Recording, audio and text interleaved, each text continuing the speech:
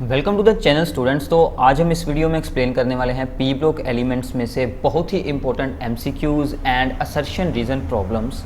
तो ये हमारा इस सीरीज़ का सेकंड पार्ट है, ठीक है। तो आई होप कि आप लोगों ने फर्स्ट पार्ट को अच्छे से अंडरस्टैंड किया होगा। तो आज हम इससे आगे शुरू करते हैं। हमारे एमसीक्यूज़ थे फ्रॉम द ग्रुप नंबर 15, ठीक है। तो आज की हमारी सबसे पहली प्रॉब्लम है that the correct statement with respect to the dinitrogen is, मतलब कि N2 जो हमारी होती है गैस, उसके बारे में इनमें से कौन सी स्टेटमेंट राइट है, ये हमें यहाँ से बताना है। तो this is very very important one, ठीक है।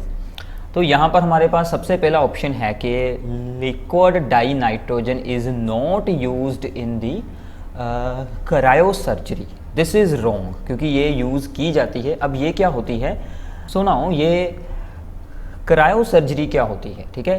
तो इसमें क्या किया जाता है, इसमें हम कैंसर सेल्स को डिस्ट्रॉय करते हैं by producing the extreme cold, ठीक है। एक्सट्रीम कोल्ड बनाकर हम कैंसर सेल्स को डिस्ट्रॉय करते हैं, और ये एक्सट्रीम कोल्ड बनाने के लिए इसे यूज़ किया जाता है नाइट्रोजन को, ठीक है। तो ये तो रॉन्ग हो गया। अब सेकंड आता है कि N2 is the paramagnetic in nature. This is also wrong because it is the diamagnetic in nature. Third है कि it can combine with the dioxygen at this temperature. तो ये तो सिंपल रूम टेम्परेचर है, room temperature पर इसकी oxygen के साथ कोई रिएक्शन बिल्कुल नहीं होती। सो ये भी रॉन्ग है। सो हमारा यहाँ पर आखिरी ऑप्शन क्या बचता है कि it can be used as an inert diluent for reactive chemicals. ये वाला सही है, क्योंकि हमने रीड किया है कि जो N2 गैस होती है वो यहाँ पर इनर्ट होती है, तो इसलिए उसको यूज़ कर लिया जाता है as an inert diluent for the reactive chemicals. तो हमारा डी ऑप्शन यहाँ से राइट होगा, ये स्टेटमेंट सही है, ठीक है। तो ऐसे आपको अच्छे से इसकी एप्लीकेशंस और इसकी प्रॉपर्टीज़ के बारे में जानकारी होनी चाहिए, तो आपके लिए ये सभी एमसीक्यूज़ बिल्कुल यहाँ पर इजी हो जाएंगे, ठीक है। तो आगे चलते हैं। This is also very very important one. Metal A upon heating in the nitrogen gas gives the compound B, ठीक है, and further B on reaction with the water gives a colorless gas which when passed through the copper sulfate solution gives a dark blue violet colored solution, ठीक है। तो हमारे पास यहाँ पर एक है, यहाँ पर A मेटल, जिसकी के N2 के साथ रिएक्शन होती है और वहाँ से हमें B कंपाउंड मिलता है, ठीक है। साथ में कुछ और भी होगा। देन ये जो B कंपाउंड है ये वाटर के साथ रिएक्ट करता है और इसमें से एक निकलती है गैस। उस गैस को हमने पास करवाना है from the copper sulphate solution, ठीक है। जब उसको उसमें से पास करवाया जाता है तो हमें डार्क ब्लू वॉयलेट कलर का सोल्यूशन मिलता है, ठीक है। तो ये हमें यहाँ पर इंफॉर्मेशन दी गई है, हमें ये बताना है कि ए और बी यहाँ पर क्या हो सकते हैं, ठीक है। अब देखिए कि यहाँ से रिलीज़ हो रही है गैस, ठीक है। तो गैस रिलीज़ हो सकती है क्योंकि N यूज़ हो रहा है, तो ये गैस हमारी अमोनिया यूज़ हो सकती है, ठीक है। तो अमोनिया की श्योरिटी यहाँ से होगी क्योंकि अमोनिया कॉपर सल्फेट के साथ रिएक्ट होकर डार्क ब्लू वॉयलेट कलर का सॉल्यूशन बना देता है, क्योंकि ये कॉपर के साथ अपना एक अमोनिया का बना लेता है कॉम्प्लेक्स, ठीक है। तो इसका मतलब हमारी गैस तो बन चुकी है अमोनिया, क्योंकि ये वाला बन जाएगा कॉम्प्लेक्स, ठीक है। अब हमें ये देखना है कि ए और बी क्या है। अब देखिए कि इनमें से मैग्नीशियम वाला ऑप्शन हो सकते हैं, क्योंकि सोडियम जो होता है, सोडियम का कंपाउंड, वो तो इतनी जल्दी अमोनिया गैस हमें बिल्कुल नहीं बनाकर देगा, तो इसका मतलब मैग्नीशियम हो सकता है, ठीक है। अब देखिए कि अगर हम मैग्नीशियम हाइड्राइड को यूज़ करते हैं Mg3N2 को, वो वाटर के साथ रिएक्ट होकर अमोनिया गैस रिलीज़ कर देता है। तो इसका मतलब हमारा ए कंपाउंड क्या हो सकता है, मैग्नीशियम हो सकता है। क्यों? क्योंकि मैग्नीशियम रिएक्ट करता है with N2 to give us the magnesium nitride, ठीक है। एक रिएक्शन तो ये हो जाएगी। देन ये हमारा बी बन गया, ठीक है। क्यों? क्योंकि मैग्नीशियम नाइट्राइड को अगर आप वाटर के साथ रिएक्ट करवाते हैं then it will gives us the magnesium hydroxide plus ammonia gas, ठीक है। तो यहाँ से हमारी श्योरिटी हो जाती है। तो इस रिएक्शन को भी आप लोगों ने बैलेंस कर लेना है, 2 अमोनिया यूज़ कर लेते हैं और यहाँ पर हैं 3 मैग्नीशियम, ठीक है। तो OH हमारे हो गए 6, तो यहाँ पर भी 3 लग जाएगा, ठीक है। सॉरी, यहाँ पर आएगा 6 लगेगा क्योंकि यहाँ पर भी हाइड्रोजन है, ठीक है। तो ये बात आप लोगों ने अब याद रखनी है कि हमारा A क्या बन जाएगा, दैट इज़ दी मैग्नीशियम, और B हमारा क्या बन जाएगा, मैग्नीशियम नाइट्राइड, क्योंकि उनके साथ ही ऐसी हमें ऑब्जर्वेशन मिलने वाली है। तो ऐसी प्रॉब्लम्स भी आपको रिएक्शंस पर बनाकर दी जा सकती हैं, तो इसलिए आप लोगों ने रिएक्शंस को अच्छे से याद रखना है जो भी आपके सिलेबस में है, क्योंकि इस साल के सिलेबस में से फॉस्फोरस की जो स्पेशल रिएक्शंस हैं उनको रिमूव कर दिया गया है। तो आपके लिए अमोनिया वाला टॉपिक या फिर N2 वाली प्रॉपर्टीज़ और HNO3 वाली रिएक्शंस, यही सभी फिर इम्पोर्टेंट हो जाती हैं, ठीक है। तो आगे चलते हैं 24th, दैट इज़ कि aqua regia is used for dissolving the noble metals like the gold, platinum, etc. The gas evolved in this process. इस प्रोसेस में कौन सी गैस बाहर निकलती है इनमें से, ठीक है। अब देखिए, सबसे पहले आप लोगों को याद होना चाहिए कि what is the aqua regia।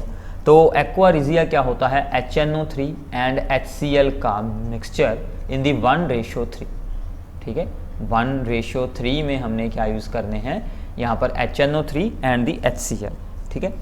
अब ये दोनों जब यहाँ पर रिएक्ट करते हैं तो ये क्या करते हैं, एक तो बनाते हैं NOCl, हाइड्रोक्साइल क्लोराइड, ठीक है, और प्लस यहाँ पर बनता है वाटर, ठीक है। मैं रिएक्शन को बैलेंस कर रहा हूँ साथ में, और प्लस यहाँ पर आते हैं 2 नेसेंट क्लोरीन, और यही आगे जाकर गोल्ड और प्लेटिनम के साथ रिएक्ट हो जाते हैं और उनके क्लोराइड्स बनाकर डिज़ोल्व हो जाते हैं। अब देखिए, इनमें से तो यहाँ पर अब कोई भी गैस बिल्कुल नहीं रिलीज़ हो रही, तो क्या होता है कि ये जो हाइड्रोक्साइल क्लोराइड कंपाउंड है, दिस इज़ ये जो कंपाउंड है ये डिकम्पोज हो जाता है, ठीक है। थोड़े समय के बाद ही ये डिकम्पोज होना शुरू हो जाता है और ये डिकम्पोज होकर हमें NO+Cl2 गैस बना देता है, ठीक है। उसके लिए इसे हम कर लेते हैं बैलेंस, तो ये हो गई बैलेंस। तो हमें यहाँ से कौन सी गैस मिलती है, नाइट्रिक ऑक्साइड, ठीक है। वैसे आगे भी होती है रिएक्शन, आगे क्या होता है कि ये जो NO गैस है ये ऑक्सीजन के साथ, वो तो उसकी एक अलग रिएक्शन होगी, ये आप लोगों ने ऑलरेडी रीड किया हुआ है कि NO गैस जब भी एयर में रिलीज़ होती है तो वो ऑक्सीजन के साथ ऑक्सीडाइज हो जाती है, रिएक्ट कर जाती है और NO2 बना लेती है, ठीक है। तो ऐसे ये हमारी यहाँ पर रिएक्शन होती है कंप्लीट, ठीक है। तो ये बात आप लोगों ने याद रखनी है। तो हमारा आंसर फिर यहाँ पर NO वाला बन जाएगा, that is B is our right answer, ठीक है। तो हमें B गैस यहाँ से ऑब्टेन होगी, क्लियर है, ठीक है। सो प्लीज़ साथ में हम जितना कुछ मैं आपको यहाँ पर एक्स्ट्रा बता रहा हूँ, रिएक्शंस बता रहा हूँ साथ में, वो सभी आप लोगों ने साथ में ही नोट डाउन करनी है ताकि आपको एग्ज़ाम्स में या फिर किसी भी आपको यहाँ पर टॉपिक के बारे में इसमें से पूछा जाए तो आपको अच्छे से याद हो। तो आगे चलते हैं, this is also very very important, that is nitrogen dioxide is not produced on heating. इनमें से कौन सा ऐसा है कंपाउंड जिसको हीट करने पर हमें NO2 गैस नहीं मिलती। तो इसके बारे में आप लोगों ने याद रखना है कि जो मोर एक्टिव मतलब एलिमेंट्स होते हैं, जैसे कि सोडियम हो गया, ठीक है, पोटाशियम हो गया, इनकी रिएक्टिविटी हाई होती है, इसलिए इनके जो हाइड्राइड्स बनते हैं, ठीक है, सोडियम और पोटाशियम के, तो उनमें क्या होता है कि उनके स्ट्रॉन्ग बॉन्ड्स बने होते हैं, मतलब काफ़ी स्ट्रॉन्ग यहाँ पर अफिनिटी होती है, तो इसलिए वहाँ से NO2 गैस बिल्कुल नहीं रिलीज़ होती, तो वो यहाँ पर KNO2 और ऑक्सीजन वगैरह ऐसे हमें कंपाउंड्स बना कर देता है, ठीक है। तो इसका आंसर हमें यहाँ से क्या मिल जाएगा कि जब हम KNO3 को हीट करते हैं तो हमें NO2 की बजाय यहाँ पर क्या गैस मिलती है, तो हमें NO2 की बजाय यहाँ से मिलते हैं KNO2 प्लस ऑक्सीजन, ठीक है। तो ये बात आप लोगों ने याद रखनी है। बैलेंसिंग करने के लिए हम यहाँ पर 2 लगा देते हैं, बाकी जितने भी है अगर हम इसको हीट करेंगे तो हमें क्या क्या मिलेगा, PbO मिलेगा, ठीक है, प्लस NO2 मिलेगी और प्लस ऑक्सीजन मिलेगी, ठीक है। तो हमारा आंसर तो वैसे हो चुका है, बाकी के बारे में भी मैं आपको बता देता हूँ। इसमें से भी सेम होता है, कॉपर का ऑक्साइड मिलता है, NO2 मिलती है और यहाँ पर O2 मिलती है। बैलेंसिंग आप लोगों ने खुद करनी है। और AgNO3 के केस में तो इससे भी अच्छा हो जाता है कि वो डायरेक्ट ही हमें सिल्वर बना देता है, प्लस NO2 बना देता है और प्लस ऑक्सीजन बना देता है। क्योंकि सिल्वर की रिएक्टिविटी लो होती है इसलिए उसका ऑक्साइड भी आगे फिर डिकम्पोज होकर सीधा ही हमें सिल्वर जो है यहाँ पर बना देता है, मेटल बन जाता है, ठीक है। तो इसका मतलब हमारा ए ऑप्शन है, due to the more activity of the potassium, इसलिए ये सब कुछ होता है। ठीक है, रीजंस भी मैं आपको अच्छे से बता रहा हूँ साथ में, तो प्लीज़ इनको याद रखिएगा। ओके, तो आगे चलते हैं। 26th, the reddish brown coloured gas formed when the nitric oxide is oxidised by air. ये मैंने आपको अभी बताया है। ठीक है, जस्ट मैंने अभी आपको इससे जो पिछले जो एमसीक्यूज थे उसमें मैंने आपको एक्सप्लेन किया है कि जो NO गैस होती है नाइट्रिक ऑक्साइड, वो जब एयर में जाती है तो ऑक्सीजन के साथ रिएक्ट होकर क्या बना लेती है, NO2 gas, that is the nitrogen dioxide. और इस गैस का क्या रंग होता है, this is the brown coloured, reddish brown coloured gas, तो ये वहाँ से बन जाती है। तो बैलेंस कर लो रिएक्शन को। ठीक है, तो हमारा आंसर यहाँ पर इजी हो जाएगा। ये आप लोगों ने अच्छे से अब चीज़ों को याद रखना है। क्लियर है? ओके, तो आगे चलते हैं। 27th, the correct order of the acidic nature of oxides is in the order. अब बहुत सारे स्टूडेंट्स की ये भी प्रॉब्लम होती है कि वो सिलेबस के अकॉर्डिंग हम ये सोच लेते हैं कि शायद ऑक्साइड वाला टॉपिक उन्होंने पूरा ही हटा दिया है, बट सिर्फ ऑक्साइड्स की स्ट्रक्चर्स को हटाया गया है। ऑक्साइड्स की जर्नल रीडिंग अभी है सिलेबस में, तो ऐसी प्रॉब्लम्स आप लोगों को पूछी जा सकती है, उनके मतलब एसिडिक बिहेवियर के ऊपर प्रॉब्लम्स पूछी जा सकती हैं। क्लियर है? अब देखिए एसिडिक करेक्टर ऑफ ऑक्साइड्स। ठीक है, हमने इससे जो पिछली वीडियो में एक एमसीक्यू किया था उसमें हमने ये देखा था कि डाउन द ग्रुप जाएंगे तो एसिडिक करेक्टर डिक्रीज होता है। ठीक है, अगर हम डाउन द ग्रुप जाते थे तो एसिडिक करेक्टर वहाँ पर डिक्रीज होता था। ठीक है, उसका रीज़न क्या था, क्योंकि मेटालिक करेक्टर इंक्रीज हो जाता था। बट यहाँ पर सभी के सभी ऑक्साइड सेम एलिमेंट के हैं, सभी ऑक्साइड N के हैं, तो इसका मतलब यहाँ पर हमारा कुछ अलग रूल होगा। तो यहाँ पर आप लोगों ने क्या रखना है रूल याद, मोर ऑक्सीडेशन स्टेट, ठीक है, मोर एसिडिक करेक्टर। ठीक है, सिंपल सा रूल है कि अगर ऑक्साइड की ऑक्सीडेशन स्टेट हाई होगी तो वो ज़्यादा एसिडिक होगा। अब देखिए, अब इन सब में ऑक्सीडेशन स्टेट सोल्व कीजिए। वैसे आप लोगों को सोल्व करके ही रखनी चाहिए ताकि आपको याद रहें। N2O में सोल्व करेंगे तो आ जाएगी +1। ठीक है, NO में सोल्व करेंगे तो आ जाएगी +2। ठीक है, N2O3 में सोल्व करेंगे तो 2x - 6 = 0, तो ये बन जाएगी आपकी +3। ठीक है, NO2 में सोल्व करेंगे तो बन जाएगी +4, और N2O5 में करेंगे तो +5। तो मतलब ये इनका ऑर्डर है एसिडिक स्ट्रेंथ इंक्रीज़ होने का, क्योंकि ऑक्सीडेशन स्टेट इंक्रीज़ हो रही है। तो हमारा बी ऑप्शन राइट हो जाएगा, क्योंकि वहाँ पर ये सेम ऑर्डर है। ठीक है, तो ऑक्सीडेशन स्टेट्स आप लोगों ने इनकी सोल्व कर रख लेनी है। क्लियर है? ठीक है, सिंपल सी बात है ये। ओके, तो आगे चलते हैं। 28th MCQ करते हैं।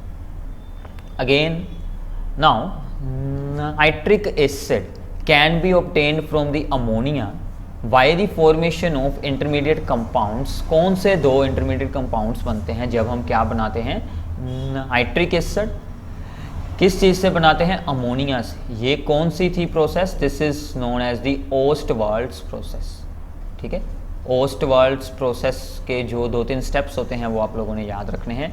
तो सबसे पहले क्या होता है कि अमोनिया की जाती है oxidation by using the platinum and rhodium gauze 500 kelvin पर, और साथ में हम हाई प्रेशर रखते हैं। ठीक है, तो यहाँ से हमें ऑब्टेन हो जाता है NO। ठीक है, नाइट्रिक ऑक्साइड, एंड प्लस बन जाता है वाटर। अब देखिए रिएक्शन को बैलेंस भी, चलो मैं आपके लिए एक बार फिर से कर देता हूँ, बट आप लोगों ने बैलेंसिंग करनी ज़रूर सीखनी है। ठीक है, तो 4 यहाँ पर लगा दें तो हमारे हाइड्रोजन हो चुके हैं 12, तो यहाँ पर लगा देंगे 6। ठीक है, तो फिर क्या होता है, देन दिस NO यानी कि नाइट्रिक ऑक्साइड, वो तो खुद ब खुद ही ऑक्सीजन के साथ रिएक्ट कर जाएगा और वो बना लेगा NO2। ठीक है, और NO2 को बाद में वाटर में डिज़ोल्व कर लिया जाता है। ठीक है, मतलब ज़्यादा अमाउंट में इसको ऐड कर दिया जाता है वाटर में, तो वहाँ से हमें HNO3 एसिड मिल जाता है। ठीक है, क्लियर है? तो इसका मतलब हमारा आंसर क्या बनेगा, एक तो बना है भाई NO, that is the nitric oxide, और साथ में क्या बना है, नाइट्रोजन डाइऑक्साइड। तो ए हमारा राइट आंसर है, यही दोनों बनते हैं। आपका साथ में ओस्टवाल्ड्स प्रोसेस भी हो गया, तो ये आप लोगों ने अच्छे से याद रखना है। क्लियर है? ठीक है, तो आगे चलते हैं 29th MCQ पर। The compound molecular in the nature in gas face but ionic in the solid state, ठीक है, सॉलिड स्टेट में आयन हो बट मोलिकुलर स्टेट में वो गैसियस बन जाए, ठीक है, ये इनमें से कौन सा कंपाउंड है? तो याद रखिएगा that is the PCl5, phosphorus pentachloride is gaseous in the molecular state, ठीक है, मतलब कि मोलिकुलर इन दी गैस फेस, और सॉलिड में ये आयनिक बन जाता है। आयनिक क्यों बन जाता है? क्योंकि ये वहाँ पर बनाता है PCl4 पॉजिटिव आयन, ठीक है, और साथ में इसके जुड़ जाता है PCl61 नेगेटिव। ये दोनों आयंस बनते हैं और ये दोनों उसको एक आयनिक कंपाउंड और साथ में उसकी स्टेट सॉलिड बना देते हैं। ये आप लोगों ने याद रखना है। सो अवर आंसर इज ए। अब देखिए कि फॉस्फोरस के हालाइट्स की स्पेशल स्टडी को हटाया गया है, बट जर्नल रीडिंग है, ठीक है, हालाइट्स की। तो हालाइट्स की जर्नल रीडिंग में से भी ये आपको चीज़ पूछी जा सकती है, ठीक है, तो इसलिए आप लोग इतना इसमें से ज़रूर कर लीजिए, ठीक है। तो आगे चलते हैं। 30th, here is the molecule having the smallest bond angle. तो देखिए इससे पहले हमने जो यहाँ पर हाइड्रेट्स होते हैं उनके बॉन्ड एंगल्स के बारे में रीडिंग की थी कि डाउन द ग्रुप जाएंगे, ठीक है, तो बॉन्ड एंगल्स जो होते हैं यहाँ पर हाइड्रेट्स के वो क्या होते हैं, डिक्रीज़ करते हैं, ठीक है। इसका रीज़न मैंने आपको पिछली वीडियो में बताया हुआ है, ठीक है। रीज़न क्या होता है? Due to the decrease in the electro activity, उसके कारण साइज इंक्रीज़ हो जाता है, बॉन्ड पेयर्स दूर चले जाते हैं, रिपल्शन डिक्रीज़ हो जाती है, इसके कारण बॉन्ड एंगल छोटे हो जाते हैं। तो मतलब जो एंड वाला एलिमेंट होगा Bi, ठीक है, उसके साथ अगर हम यहाँ पर हैलोजन जोड़ते हैं उसका भी बॉन्ड एंगल छोटा होगा। उसके बाद एंटीमनी वाला ऑप्शन है यहाँ पर, तो एंटीमनी Cl3 यानी कि SbCl3 का यहाँ पर बॉन्ड एंगल सबसे छोटा होगा। रीज़न यही सेम रहेगा जो हमने हाइड्रेट्स में रीड किया था, सेम टू सेम ही यहाँ पर क्लोराइड्स में भी अप्लाई हो जाएगा। क्लियर है? ओके, तो आगे चलते हैं। 31st, among the trihalides of the nitrogen which one is least basic, किसकी बेसिक स्ट्रेंथ सबसे लो होगी, ठीक है, अमंग दीज वन। अब देखिए N के साथ अगर हम जोड़ते हैं यहाँ पर F को, अब देखिए N के पास एक रहता है लोन पेयर और बाकी इसके साथ जुड़े हुए हैं fluorine. Same to same ammonia जैसी होती है इसकी भी स्ट्रक्चर, ठीक है, और ऐसे ही अगर इसके साथ जुड़े हैं Cl, ठीक है, और यहाँ पर एक प्रेजेंट है लोन पेयर। अब देखिए बेसिक स्ट्रेंथ होने का क्या मतलब है कि ये जो है लोन पेयर ये किसी को डोनेट हो सकता है, ठीक है। अब देखिए fluorine is most electronegative element, ठीक है, तो वो इस लोन पेयर को अपनी ओर अट्रैक्ट कर कर रखेगा, ठीक है, फ्लोरीन इस लोन पेयर को अपनी ओर अट्रैक्ट कर कर रखेगा, देयरफॉर उसका अटैक हो पाना डिफ़िकल्ट हो जाएगा। लोन पेयर का अटैक हो पाना यानी कि लोन पेयर को डोनेट करने की टेंडेंसी डिक्रीज़ हो जाएगी, इसी के कारण उसकी बेसिक स्ट्रेंथ लो हो जाएगी। तो NF3 इसका आंसर है। रीज़न मैंने आपको बता दिया है कि due to the more electron activity of the fluorine atom they attract the lone pair of electrons toward itself, तो देयरफॉर इनकी tendency to donate the lone pair decreases, therefore basic strength also decreases. Clear है? Okay, तो आगे चलते हैं 32nd problem पर। Which of the following fluoro compounds is most likely to behave as the Lewis base, इनमें से कौन सा बिहेव करेगा एज ए लुईस बेस? अब देखिए BF3 ये तो एक वेल नोन एग्जांपल है इलेक्ट्रॉन डेफिशिएंट कंपाउंड की। इसके जो वैलेंस शेल में सिर्फ 6 इलेक्ट्रॉन होते हैं, so therefore this is the Lewis acid because this is the electron deficient compound. फिर आता है भाई हमारे पास PF3। Now PF3 is basic, ठीक है, PF3 बेसिक होता है due to the presence of the lone pair on the phosphorus, ठीक है, जैसे हमने अभी बनाया था, ठीक है ना, मतलब NCl3 NF3 हमने अभी बनाया है, सेम ही इसमें भी होगा, PF3 में भी होगा। इसके पास भी एक 2 इलेक्ट्रॉन्स होंगे एक्स्ट्रा जो ये आगे किसी को डोनेट कर पाएगा। फिर आता है भाई CF4, this is the neutral, कि इसके पास कोई एक्स्ट्रा इलेक्ट्रॉन भी बिल्कुल नहीं होता, इसके वैलेंस शेल में 8 इलेक्ट्रॉन्स हो जाते हैं complete, therefore it is neutral. और SiF4, this is the Lewis acid, why? Because it has vacant d orbitals, ठीक है। इसके पास क्या होते हैं, वेकेंट डी ऑर्बिटल्स होते हैं जिनमें वो इलेक्ट्रॉन पेयर्स को एक्सेप्ट कर सकता है, therefore it is the Lewis acid. तो हमारा आंसर क्या बनता है, ओनली PF3। तो ये हमारा आंसर बन जाएगा, this is only the Lewis base, ठीक है, बिकॉज इसके पास है लोन पेयर। क्लियर है। आगे चलते हैं 33rd, which of the following is not hydrolysed, मतलब किसकी रिएक्शन करवा पाना हमारे लिए इनमें से मुश्किल होता है। मतलब हमें इनडायरेक्टली ये पूछा गया है कि कौन सबसे ज़्यादा स्टेबल है, तो NF3 है इनमें से सबसे ज़्यादा स्टेबल कह सकते हैं, या इसकी रिएक्शन यहाँ पर डिफ़िकल्टी के साथ इसकी हाइड्रोलाइसिस होती है। इसका रीज़न अब क्या है, अब देखिए कि ना तो जो यहाँ पर N है, ठीक है, उसके पास कोई ऐसी साइट है जिस पर अटैक हो सके, ठीक है, और ना ही यहाँ पर F के पास कुछ ऐसा है जिस पर के कोई अटैक हो सके, ठीक है। तो इसका मतलब N और F दोनों के पास ही there is no D orbitals, ठीक है, क्योंकि हाइड्रोलाइसिस के वक्त क्या होता है कि वाटर में से इलेक्ट्रॉन्स के पेयर का अटैक होता है जो कि डी ऑर्बिटल्स में एक्सेप्ट हो जाता है और फिर आगे रिएक्शन होती है। तो N और F दोनों के पास ही डी ऑर्बिटल्स है नहीं, तो इसकी रिएक्शन उसके साथ काफ़ी डिफ़िकल्टी के साथ होगी। तो इसलिए हमारा डी आंसर आ जाएगा कि NF3 की हाइड्रोलाइसिस नहीं होगी, ठीक है। क्लियर है। तो आगे चलते हैं 34th प्रॉब्लम पर। Concentrated nitric acid upon long standing, उसको ज़्यादा टाइम पर रखने पर क्या होता है, turns yellow brown due to the formation. अब देखिए यहाँ पर येलो ब्राउन या रेडिश ब्राउन रंग आ जाए और N के साथ रिलेटेड हो प्रॉब्लम, तो वो मोस्टली NO2 गैस बनेगी। तो यहाँ पर भी NO2 गैस बन जाती है। ये क्यों बन जाती है, क्योंकि HNO3 ज़्यादा टाइम रखने पर डिकम्पोज हो जाता है। क्या होता है, HNO3 डिकम्पोज होकर, ठीक है, एक तो NO2 बनाएगा प्लस ऑक्सीजन बनाएगा और प्लस बनाएगा वाटर, ठीक है। आप लोग बैलेंस कर सकते हैं रिएक्शन को। बैलेंस करने के लिए हम यहाँ पर 4 लगा लेते हैं, यहाँ पर भी 4 लग जाएगा और हाइड्रोजन के बाहर 2 लग जाएगा, ठीक है। तो ये रिएक्शन होती है, NO2 गैस बन जाती है, इसके कारण उसका येलो ब्राउन कलर हो जाता है। क्लियर है। सो आगे चलते हैं नेक्स्ट।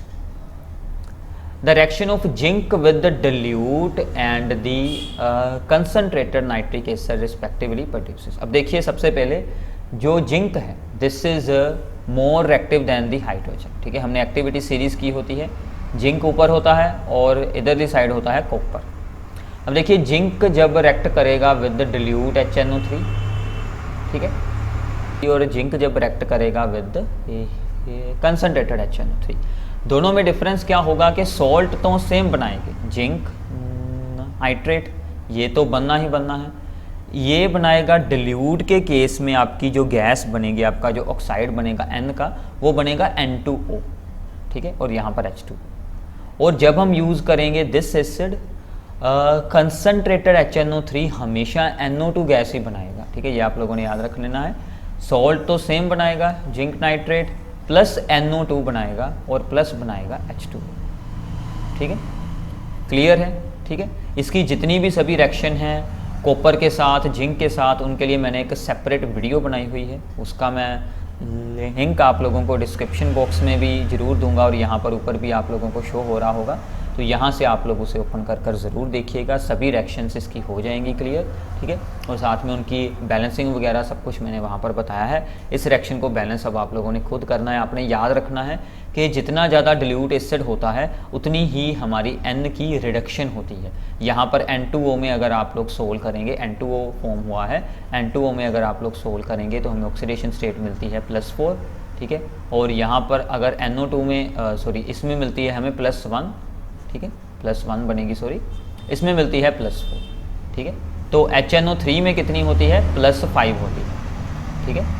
तो मतलब हमने किया डिल्यूट एसिड तो +5 से कितनी बन गई, +1। हमने यूज़ किया कॉन्सनट्रेटेड एसिड तो +5 से बनी +4, ठीक है, सिर्फ एक का चेंज आया। तो ये बात आप लोगों ने याद रखनी है। तो ऑप्शन क्या बनेगा, डिल्यूट के साथ N2O और कॉन्सनट्रेटेड के साथ NO2, ये हमारा ऑप्शन राइट बन जाएगा। आपको रिएक्शंस भी पूछ सकते हैं, बट मोस्टली MCQs में रिएक्शंस में क्या बनता है, क्या ऑब्जर्वेशन आती है, वही हमसे पूछा जाता है। क्लियर है, ठीक है। तो आगे चलते हैं 36th, अगेन सेम है। कॉपर के साथ अगर हम इसको हीट करते हैं विद दी कॉन्सनट्रेटेड HNO3 तो हमें क्या मिलता है, ठीक है। तो ये हमें अब यहाँ पर बताना है कि कॉपर के साथ इसको हीट करने पर क्या मिलेगा। मैंने आपको अभी ही बताया था कि कॉन्सनट्रेटेड जो एसिड होता है वो हमेशा सेम ही ऑलमोस्ट हमें रिएक्शन देता है। तो यहाँ पर क्या क्या बन जाएगा, कॉपर का salt, copper nitrate plus NO2 and plus water, ठीक है। तो ये आप लोगों ने याद रखना है। अगर हम डिल्यूट यूज़ करते तो हमें यहाँ पर NO गैस मिल जाती। डिल्यूट के केस में NO गैस बनती है और कॉन्सनट्रेटेड के केस में NO2 ही हमेशा बनेगी, ठीक है। कॉपर की एक्टिविटी हाइड्रोजन से लो होती है, इसलिए यहाँ पर हमें डिफरेंट प्रोडक्ट मिलता है। जिंक के केस में डिल्यूट एसिड पर डिफरेंट प्रोडक्ट मिलता है, ठीक है। तो यहाँ से हमारा अब ऑप्शन क्या बन जाएगा, so our C option is right one, क्योंकि NO2 and the copper nitrate यहाँ से हमें मिल चुके हैं। So this is our right option C. ये आएगा अगर हम डिल्यूट एसिड करते तो, ठीक है। क्लियर है। तो प्लीज़ रिएक्शंस को याद कर लीजिएगा अच्छे से, और इनकी बैलेंसिंग मैंने आपको बताया था कि उसके लिए एक डिफरेंट वीडियो है, वो आप लोगों ने ज़रूर देखनी है। So now nitric acid concentrated oxidises phosphorus 2, ठीक है। फॉस्फोरस अगर हम यूज़ करते हैं, इसमें ऐड कर देते हैं कॉन्सनट्रेटेड नाइट्रिक एसिड। देखिए ये भी रिएक्शंस बहुत इंपॉर्टेंट है। इससे क्या बनेगा, फॉस्फोरिक एसिड बन जाएगा, ठीक है। और भी मैं आपको बता देता हूँ, आयोडीन अगर हम सेम रिएक्शन में यूज़ करते हैं तो आयोडिक एसिड बन जाता है, ठीक है। अगर हम यूज़ करते हैं सल्फ़र तो बन जाता है सल्फ्यूरिक एसिड, ठीक है। तो अगर हम यूज़ करते हैं यहाँ पर C that is the carbon, तो बन जाती है कार्बन डाइऑक्साइड। तो ये सभी की ऑक्सीडेशन स्टेट हो जाती है। These are all the non metals. तो आप लोगों ने नॉन मेटल्स की ऑक्सीडेशन के बारे में ज़रूर रीड करना है। ये रिएक्शंस बहुत बार पूछी जाती हैं। इनकी बैलेंसिंग भी मैंने आपको उसी वीडियो में ही समझाई हुई हैं। सभी HNO3 की रिएक्शंस आपकी उस वीडियो में हो जाएंगी, तो प्लीज़ उसे अच्छे से ज़रूर देख लेना। तो ए आपका राइट ऑप्शन बन जाएगा, ठीक है। तो आगे चलते हैं।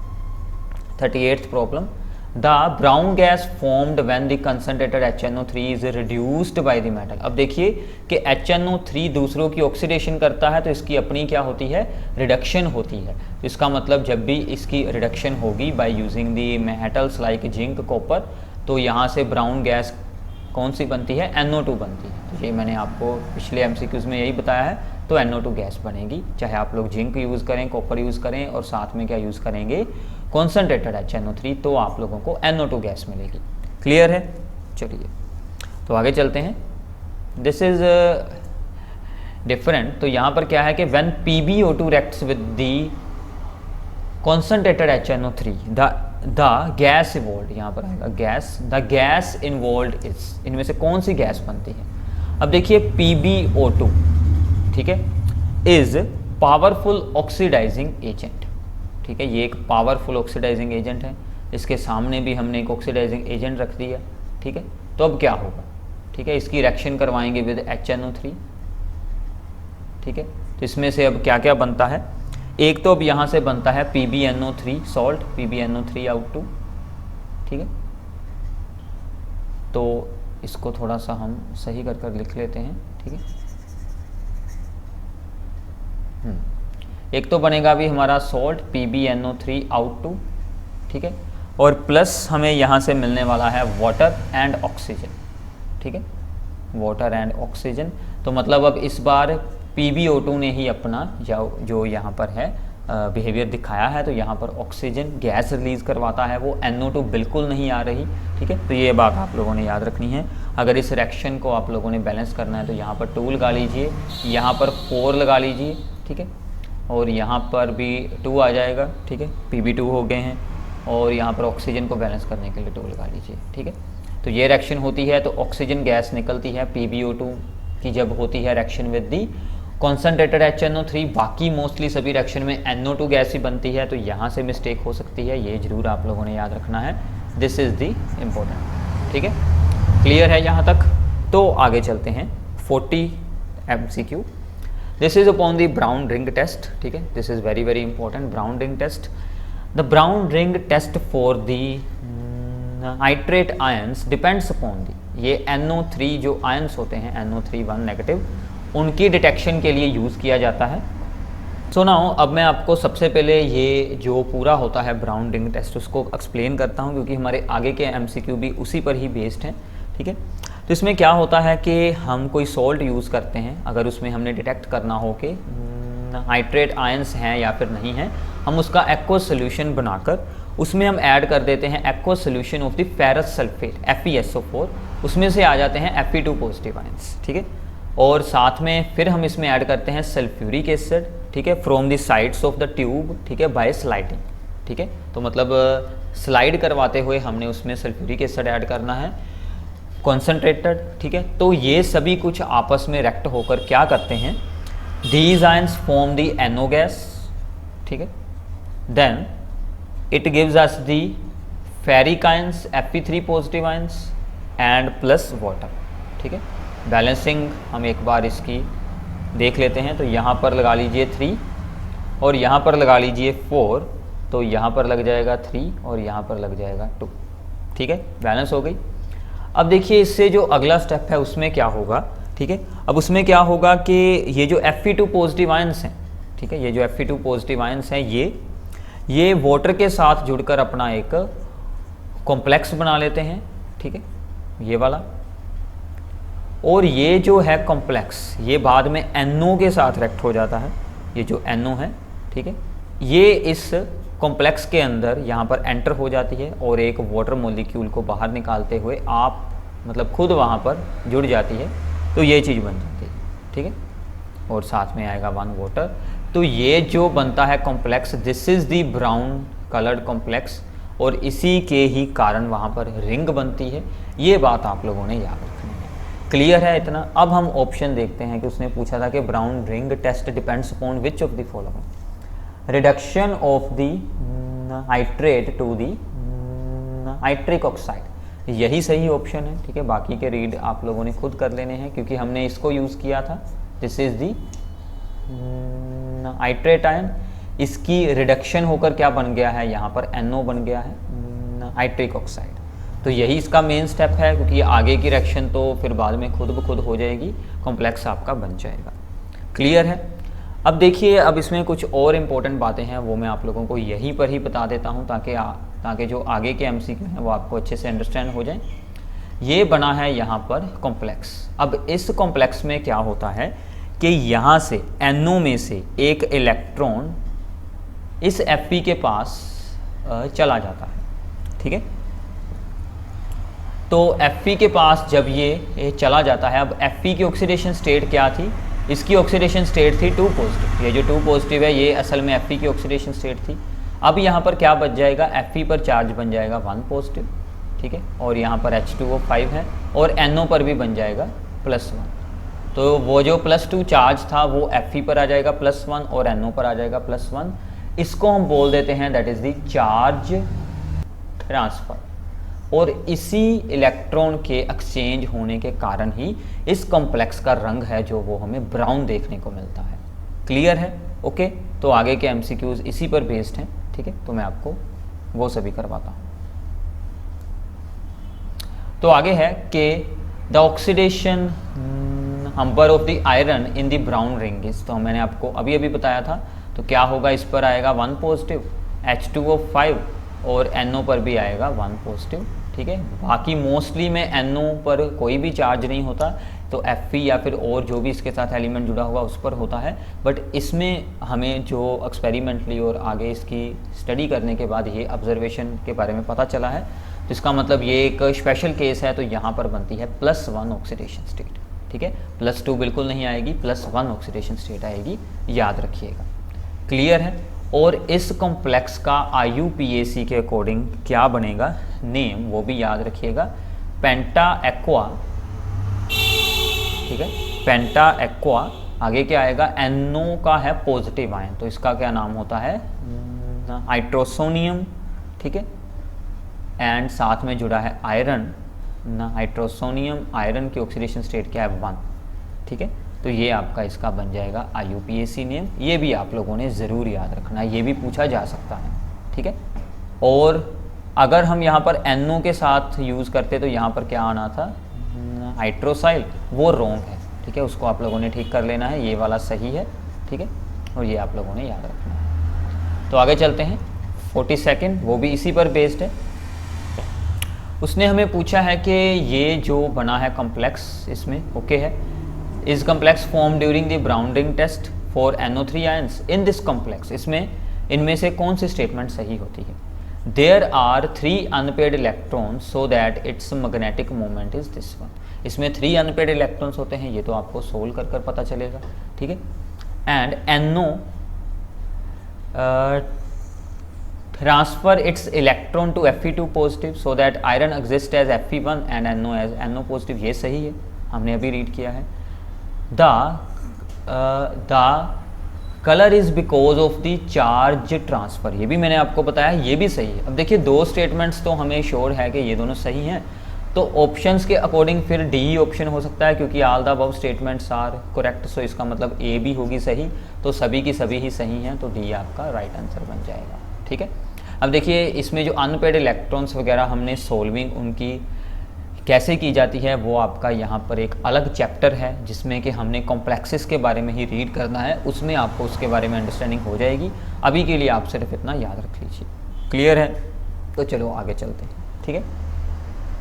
43rd है कि ONO bond angle is maximum in, इनमें से किस में ONO का बॉन्ड एंगल है मैक्सिमम, वो आप लोगों ने बताना है, ठीक है। अब देखिए बॉन्ड एंगल सोल्व करने के लिए हमें इनकी स्ट्रक्चर के बारे में जानकारी होनी चाहिए, और स्ट्रक्चर की जानकारी के लिए हम क्या करते हैं, हम इनकी हाइब्रिडाइजेशन स्टेट्स को सोल्व कर लेते हैं, ठीक है, क्योंकि उसी के अकॉर्डिंग ही एंगल्स बन जाते हैं। तो सबसे पहले आता है यहाँ पर NO3, ठीक है। अब देखिए एक रूल होता है, that is N is equals to 1/2 valence electrons, ठीक है, plus number of the monovalent atoms minus charge on the cation plus charge on the anion, ठीक है। इसके लिए भी मैंने एक सेपरेट वीडियो बनाई है, आपको यहाँ पर ऊपर उसका भी लिंक मिल जाएगा कि इनकी स्ट्रक्चर, इनकी हाइब्रिडाइजेशन स्टेट हमें कैसे सोल्व करनी है, ये रूल अच्छे से एक्सप्लेन किया गया है। 2 वीडियोज़ हैं, वो आप लोगों ने ज़रूर देखनी है, ठीक है। अब देखिए NO3 के बारे में सोल्विंग करते हैं, हम इसके साथ सेंट्रल एटम के बारे में सोल्व कर सकते हैं। तो N के पास होते हैं वैलेंस इलेक्ट्रॉन्स 5। अब देखिए मोनोवेलेंट एटम यहाँ पर 0 है, क्योंकि ऑक्सीजन बना सकता है 2 bond, then it is a divalent atom, तो इसका लगेगा 0। तो पॉजिटिव आयन तो है नहीं, तो ये भी 0। अनायन है, अनायन का चार्ज कितना है -1, उसको ऐड करेंगे 1, तो ये बन गया आपका 5 + 1 6/2 3।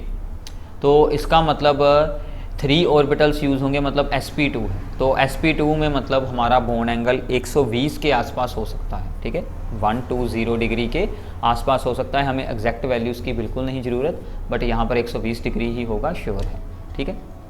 अब ऐसे ही आगे आ जाता है NO2 नेगेटिव, इसका भी सेम लगाते हैं 5, ठीक है, फिर 0 0 और +1, इसमें भी सेम आ गया 3, तो इसकी भी sp2 होगी। इसमें क्या होगा, इसमें होंगे 2 बॉन्ड पेयर्स और साथ में आएगा 1 लोन पेयर। तो एंगल इसका ऑलमोस्ट 120 डिग्री के आसपास होगा, but due to the presence of the lone pair ये थोड़ा बहुत छोटा हो सकता है, ठीक है। तो इसको भी अभी हम ऐसे ही छोड़ देते हैं, आगे के सोल्व करते हैं। फिर आता है NO2। तो NO2 में क्या होता है, एक यहाँ पर एक्सेप्शन है, क्योंकि ये है एक ऑड इलेक्ट्रॉन मोलिक्यूल। तो इसकी मैं आपको स्ट्रक्चर बनाकर दिखा देता हूँ। इसकी कुछ स्ट्रक्चर ऐसे होती है, ये आप लोगों ने कैसे बनानी है वो सभी एक सेपरेट वीडियो में है, तो प्लीज़ उसको ज़रूर देखिएगा, क्योंकि अगर हम इसकी स्ट्रक्चर यहाँ पर एक्सप्लेन करने लगे तो हमारी यही वीडियो बहुत ही बड़ी हो जाएगी, तो उसके लिए आप लोगों को एक सेपरेट वीडियो देखनी होगी। तो इसमें खासियत क्या होगी है कि यहाँ पर एक सिंगल इलेक्ट्रॉन बचता है, और वो सिंगल इलेक्ट्रॉन भी जो है वो भी यहाँ पर हाइब्रिडाइजेशन में ही पार्ट साथ में ही लेता है। तो यहाँ पर भी 3 ऑर्बिटल्स ही बनते हैं, तो ये भी sp2 बन जाता है, ठीक है। अब रह जाता है NO2 1 पॉजिटिव, इसको सोल्व करते हैं 1/2 5, और यहाँ पर है पॉजिटिव आयन, तो यहाँ पर हो जाएगा C की वैल्यू हम यूज़ करेंगे 1, तो ये बच गया 4/2 आ गया 2। तो इसमें सिर्फ 2 ऑर्बिटल्स हैं, मतलब sp बन जाए। तो sp के अकॉर्डिंग कितना एंगल होता है 180 डिग्री, मतलब ये एक स्ट्रेट इसकी शेप बनेगी बिल्कुल, ठीक। सो इसका मतलब इसकी स्ट्रक्चर कुछ ऐसी बन जाएगी, ठीक है। दोनों साइड पर ऑक्सीजन होंगे और बीच में N पर होगा पॉजिटिव चार्ज। तो यहाँ पर एंगल है 180 का, बाकी सभी में ही हाइब्रिडाइजेशन हमारी sp2 रही है, तो इसका मतलब उन सभी का एंगल ही 120 डिग्री 120 डिग्री के आसपास रहेगा। तो इसका मतलब सबसे ज़्यादा एंगल इसी में है, तो हमारा आंसर क्या बन जाएगा NO2 पॉजिटिव, ठीक है। सो नाउ इसके बाद है problem, which of the following oxide of the N is solid, इनमें से कौन सा सॉलिड होता है, ये आप लोग सिंपली याद रख सकते हैं N2O5, ठीक है, di hydrogen pentoxide is solid oxide, ठीक है, बिल्कुल सिंपल था ये। 45th करते हैं, इसमें है कि which blue liquid is obtained on reacting the equimolar amounts of two gases at the -30 degree Celsius.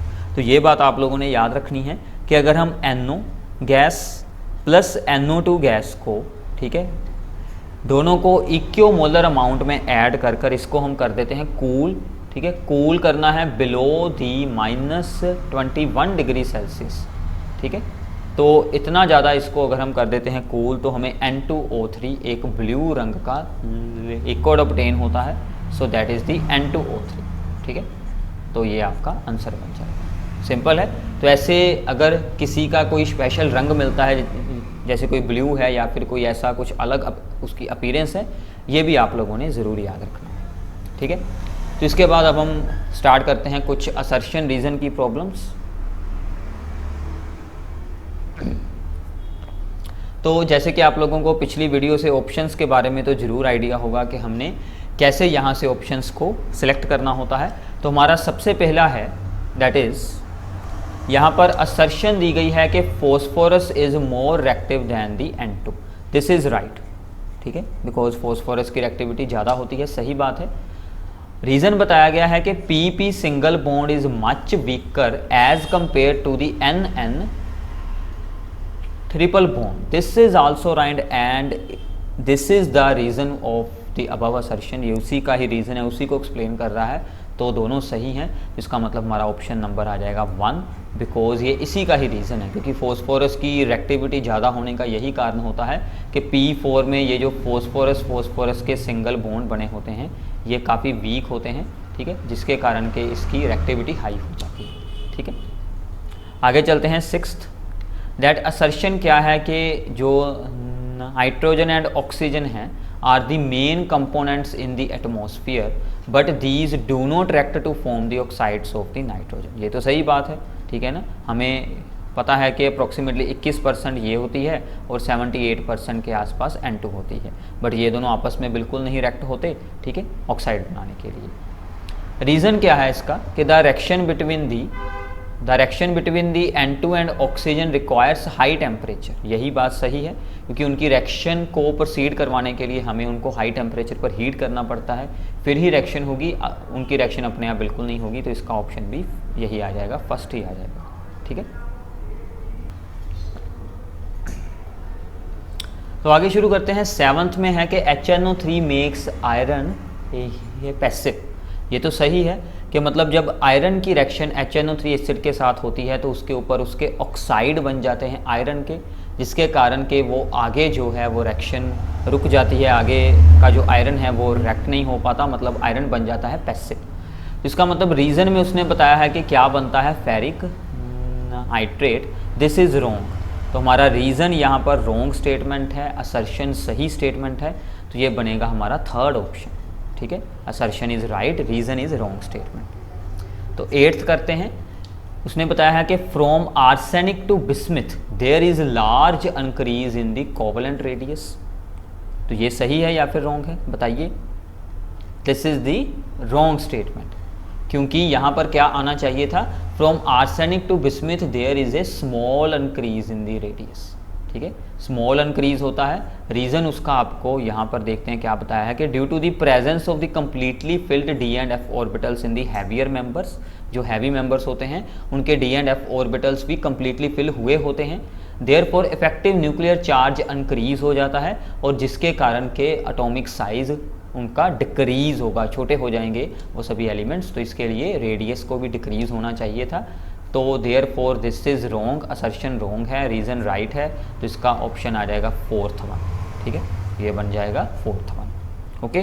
तो ये थे आपके लिए ग्रुप नंबर 15 में से बहुत ही important MCQs plus assertion reason की प्रॉब्लम्स। जैसे कि आप लोगों को मैंने पिछली वीडियो में बताया था, इसकी जो है PDF फाइल वो आप लोगों को हमारे टेलीग्राम के चैनल पर मिल जाएगी, प्लीज़ उसे ज्वाइन कर लीजिए। वहाँ पर जितनी भी इम्पोर्टेंट वीडियोस होती हैं वो मैं रेगुलरली शेयर करता रहता हूँ, तो आपको सभी इम्पोर्टेंट मटेरियल वहाँ पर मिलता रहेगा, तो प्लीज़ उसे ज्वाइन कर ज़रूर रख लेना। Thanks for watching the video. Channel को सब्सक्राइब करना और अपने सभी फ्रेंड्स के साथ इस पूरी वीडियो सीरीज़ को ज़रूर शेयर कीजिए। Thank you.